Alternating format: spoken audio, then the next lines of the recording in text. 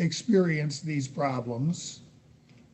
I'm looking down the road as an alternative to removing them and putting both of them in separate placements. What is the possibility, if you encounter that problem, that we could have one of the boys with you and one of the boys with Ms. Reeves? Is that a viable plan if this doesn't work? Your Honor, in my opinion, as I would prefer that the boys to stay together is all I'm saying. And I'm offering them that. They have a bedroom, they have clothes, they have a home with me. And I heard you loud and clear. I heard you loud and clear, ma'am. I'm only anticipating, what if, despite your best efforts, these boys are at each other and harming each other? Well, then I guess as parents that we just take the necessary steps to keep everyone safe and protected. All That's right. what we do, but I wouldn't want to jump there before we had to do it. Your Honor, Your Honor, with all due, I don't know where Miss Reeves' head's at, but that if they think the kid's separated, they would still, at that point, they would still have contact with one another. They would still communicate with one another. If that's a viable option, I don't see how the department would stand in the way of that. But I'm not suggesting we do that today. Sure. I'm just suggesting the alternative shouldn't be to go into some kind of residential placement and be separated. Yes. If we have to look at a plan B, the plan B would be, if they truly are hurting each other, which that's Ms. Reed's concern. I get that. Is this a viable plan if Ms. Montgomery runs into the same problem? She seems to be pretty confident that that's not going to happen, and I hope it doesn't. I think the best plan for everyone is that the boys be able to stay together if that can happen safely. So what I'm inclined to do today, if I had a separate petition for a guardianship as opposed to a petition to modify this one, what I would have done today is grant temporary guardianship until we can have a full hearing for Ms. Montgomery, and grant Ms. Reeves' petition to terminate the guardianship for her.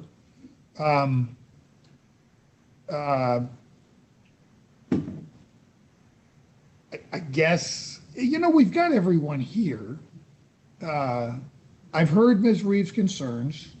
I'm willing to give Ms. Montgomery a chance. She's got a relationship with the boys. She's not had this same problem that Ms. Reeves is experiencing. On the other hand, she hasn't had the boys as long as Ms. Reeves had. So, who knows what the future might hold. You wanted to say something more, Ms. Reeves? Yes. What about his dad? Herbie and soon to be married or whatever, and him not allowed by court to be around kids. I understand he's gonna probably go away, what CPS told me, for a long time, but I'm worried about after. I understand and I agree. You got to do what you got to do. I'm just worried and scared for them. I love them boys to death too. So, and it's been 2 years. And when the dad came back into life, that's when all of it started happening again. So it's a in and out sort of thing. And she didn't have both boys for a week ever. And she only had them. They don't know her. They know her from 4 or 5 times. Honestly, he just started seeing them in June, and he was done by August because I wouldn't let him have Deshaun to go to school there. Because at first, I was trying to let him, thinking that he could be around kids. I was letting him go. So, because Deshaun needed a dad in his life. And then all of a sudden, because I didn't let them And he had a dad. keep him to go to school, his dad, I had to text and call and say, can you please just call Deshaun? I had to. And then he would call, and then he arranged to come and see him twice and didn't show up. I'm just saying, Deshaun isn't really wanting to go to Bridget's. He said he will, but that's just. Miss Reeves, I just want to ask, has Deshaun been made aware of what the alternative is? Because I don't Yes. know. So he knows said that he's going to basically a boys' home. He knows that he's going to go Methodist. live at a boys' home. Yes, he was in Methodist, and he said he would go back to Methodist because But they he- were in a boys' home a year He's trying before. to get this boy to go. But he doesn't get to choose where he gets to go I to. understand that. I understand. I'm sorry, Your Honor. I can't support. I mean, as a person that's worked in this profession a long time, I cannot support a decision to put a kid in a boys' home.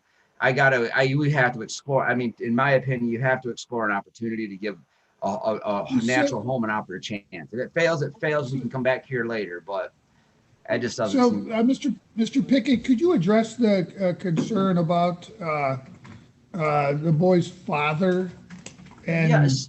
So whether or not he's supposed to be around children? So I don't have any indication in front of me. I'd have to look at it. So he does have a charge on his record that he was in prison. I'm looking at he strangled his 16-year-old stepson was the allegation. There was some that was back in. I'm looking at it now, Your Honor. Just bear with me, because I didn't write this. So it says, not be able to see the sentence. That's ridiculous. I can't. She would sit there and lie So like that. I don't believe She was trying so hard to keep this. I'm just bear with me, Your Honor. I'm reading this as we go. I don't see where he's been denied. Excuse me. Madison said that he called his parole officer also and found out the parole officer never said anything. And that's Madison, which was their caseworker.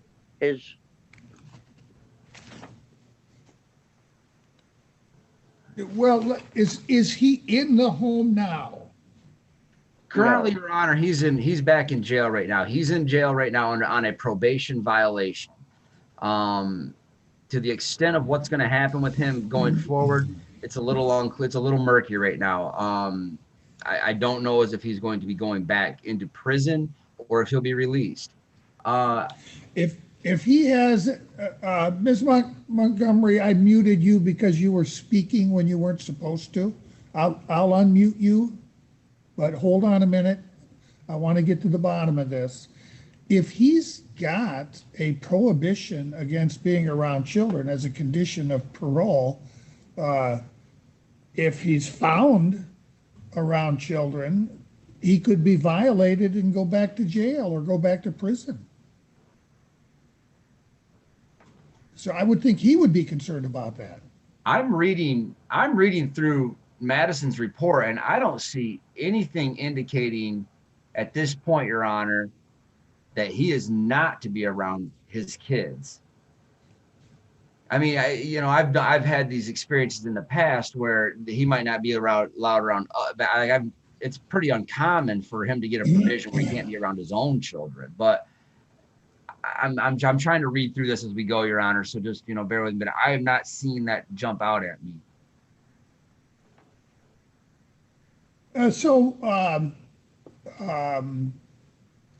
Ms. Reeves. Yes. If I were to adjourn this hearing until Mr. Pickett has the opportunity to explore fully whether or not there is a restriction of that nature, are you willing to continue to provide for the boys to an adjourned date? Yes. Go ahead, Mr. Pickett. Okay, so I did find the piece in here, and apparently it was found that it says the condition of his parole was that he could not have contact with any child under the age of 17 while he's on parole. So obviously he is still currently on parole because he's still incarcerated. So it does appear that that's a part of his parole.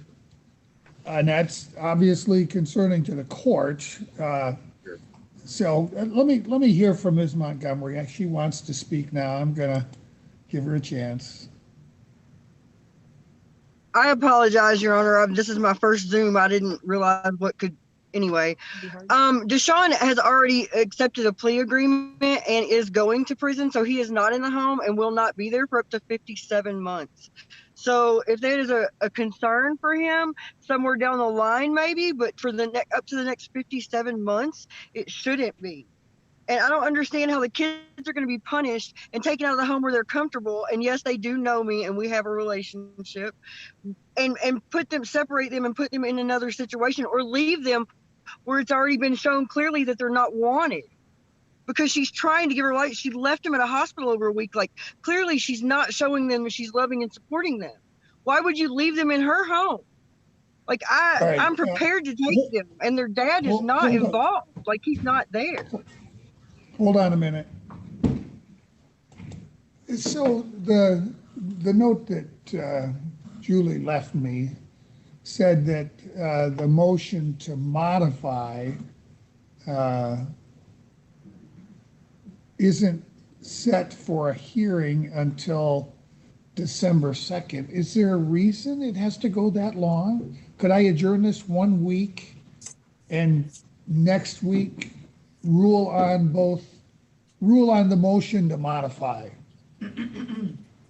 Or is there some kind of publication? No, I think we just set it out that far so all the parties could be served by mail. All right, well, everybody knows. I mean, there's, I could ask everybody on the record to waive whatever notice period there is. Okay. So here's what I'm inclined to do. I'm going to put this over 1 week.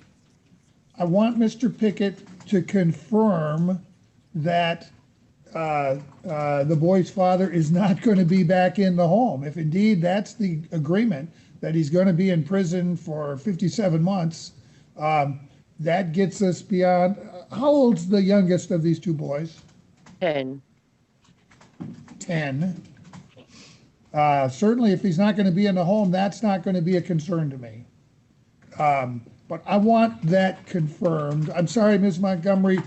I'm sure you're telling me accurately your understanding, but I want confirmation from DHHS as to whether or not he's going to be in the home. If there's a prohibition on him having contact with anyone under the age of 17, I'm not going to place the boys in a home with someone that has that parole condition. But if he's not going to be there, that concern goes away. I think we should be able to get an answer to that within a week, Mr. Pickett. Oh, absolutely. I'd have it for you tomorrow, Your Honor. All right, we'll keep Ms. Reeves officially in place as the guardian. I don't have a problem with the boys being at Ms. Montgomery's home as long as their dad's not there. But we'll adjourn this for 1 week, and at that time, I will consider Ms. Montgomery's motion to modify the guardianship to make her the substitute guardian, and that would effectively, Ms. Reeves, remove you as the guardian. Okay. And Ms. Reeves, you're okay with that? Yes, I'm fine with that. Okay.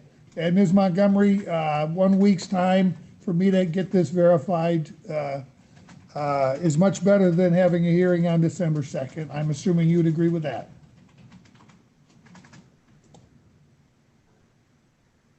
All right, we'll see you back here in a week. Thank you all. Thank you, Mr. Pickett. Same time next week, Your Honor, 8:30? Yeah, same time next week. All right. Thank you, Your Thank Honor. you. Thank you. All right, I'm going to do this name change because hopefully that'll be pretty quickly. Matter of Sunny Grace Taylor. So I've got Mr. De Palma present, Yes, sir. and you are Sonny's father, Correct. and I have Anna Watson present, correct? Yes. And you want to change Sonny's name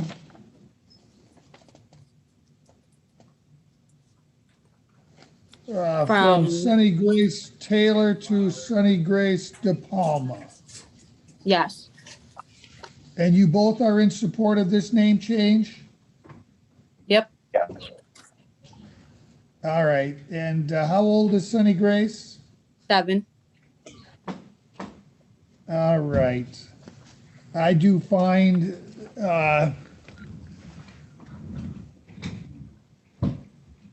that the request is not made with fraudulent intent.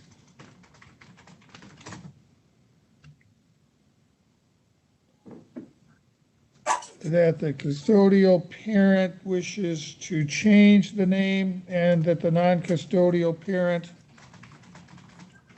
is in support. Well, let me ask that. Mr. De Palma, where's Sonny living now? She's living between both of us, week on, week off, 50/50. Oh, okay. Well, hold on a minute.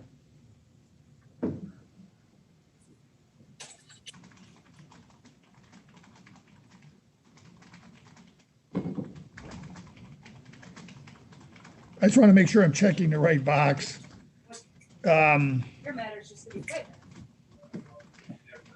You're both custodial parents. They really don't have a box for that. I'm just going to check this box. I am approving the name change. We'll make sure we get you folks a copy of this. Okay. Any Thank you. questions? No, Sorry to keep you waiting so long. Sonny is now Sonny Grace De Palma. Yay. All right, folks, have a good day. Thank you. yes, sir.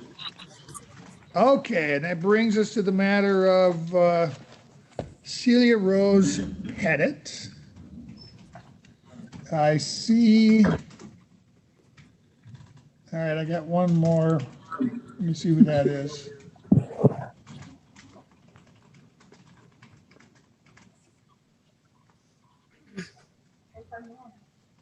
I don't think this person is on this file. What's the names of the folks that are on the 9:30? Does anybody recognize the name of Thomas Ryan? No. Okay, that's not the mother's boyfriend or husband. I'm not sure if they're married or not. All right, that's for the next case coming up. I'll just put him back in the waiting room. Okay, so we've got Mr. Carroll present on behalf of the guardian. We've got the guardian present, and we've got the LGAL present, Jennifer Kelly. And Mom's not here. What else is new? I see from a report that I got that Mom's not been exercising parenting time. Is that correct? That's correct, Your Honor. By her choice, or how is that? I mean, she was having regular parenting time at the time of our last hearing, was she not? She was, Judge. The last hearing, based on my little summary I kind of prepared here today, we were last before you February 14th, and up to that time she had. When COVID hit in March, she evidently hunkered down in Ohio and had not basically had any contact with a child. Came one time in June, and to the guardians, to Shannon's home, and indicated that she was going to take Celia. And they said, well, where are you living? And she couldn't explain where she was living other than someplace in Ohio. And they said, no, you can have your visit here, but you're not just taking Celia. And ultimately, the police were called. Police agreed with Miss Mann, and she did not exercise that visit and has not been in contact with them or Celia since. That Miss Mann contacted DHS about this and said, what should we do about this? And they just said the same thing. Until we know where Aeon is living, she can visit at your house if she chooses to, but she can't take Celia. And we've heard nothing from her since that time.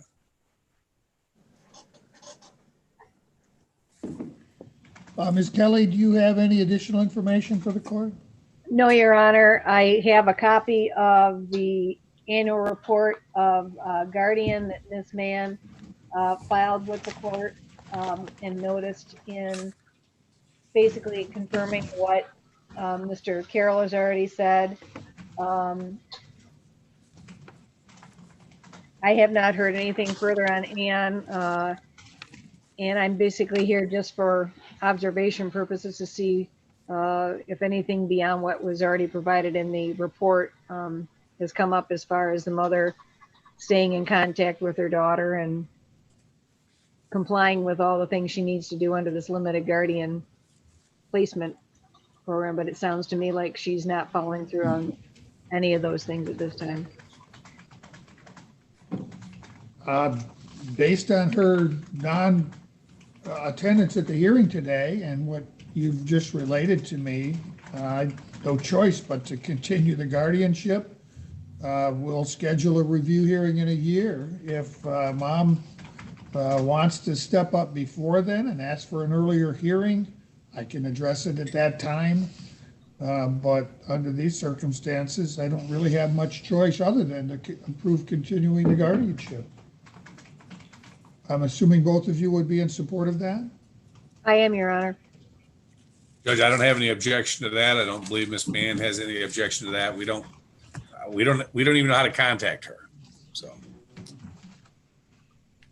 All right. Well, it is in the welfare of the minor that the guardianship be continued.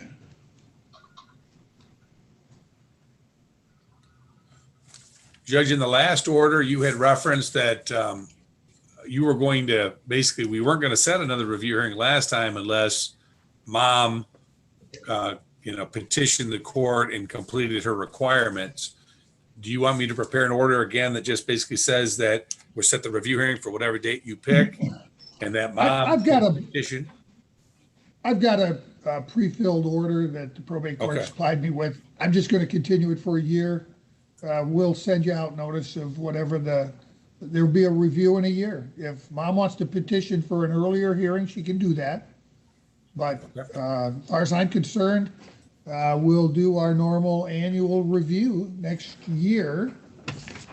How old is Celia now? She must be what? Shannon, She's how old is 4. Celia? She's 4. She's 4. She'll be 5 in March. All right. We'll just see you back here in a year unless mom asks for something sooner. Thank you, Your Honor. Thank you, Judge. Thank you. And I'll provide in the order, Ms. Kelly, for you to be compensated. Thank you, Your Honor. All right, thank everybody you. have a good morning. Have a good day. Shannon, you can take us off the record. Okay.